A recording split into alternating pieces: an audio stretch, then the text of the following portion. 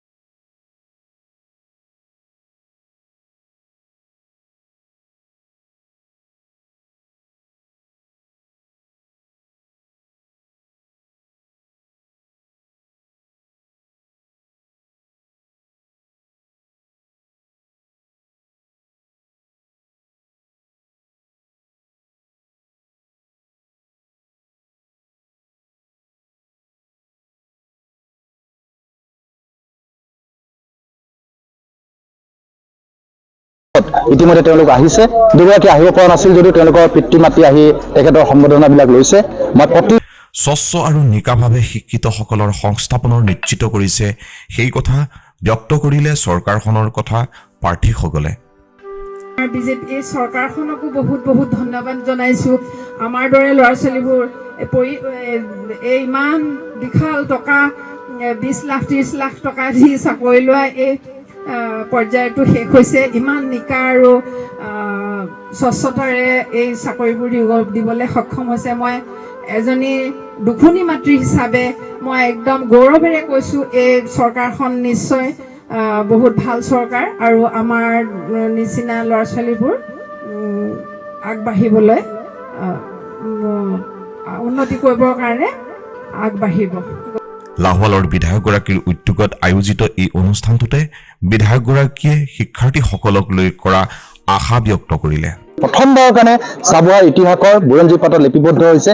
9 গৰাকীকৈ চাবুৱাৰ বৃহত্তৰ চাবুৱা সমষ্টি বুলি মই নাই কোৱা, বৃহত্তৰ চাবুৱা অঞ্চলৰ প্ৰায় 9 গৰাকীকৈ তেনেকুৱা অসম লোকসেৱা আয়োগত স্থানপ্ৰাপ্ত হৈ তেওঁলোকে পাবলৈ সক্ষম হৈছে। কেইবাগৰাকীও ভাল ভাল স্থানত পাবলৈ সক্ষম হৈছে। SES আছে, তেনেকুৱা আৰবান ডিপাৰ্টমেণ্টত পাইছে, কোনোবা লেবাৰ ইনস্পেক্টৰ পাইছে। ঠিক তেনেকৈ ভাল ভাল তেনেকুৱাবিলাকত পাবলৈ সক্ষম হৈছে।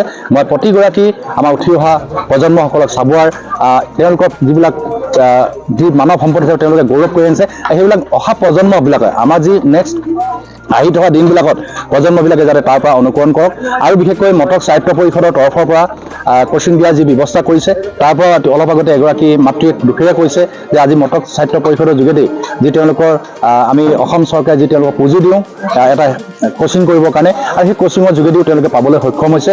চাবুৱালৈ গৌৰৱ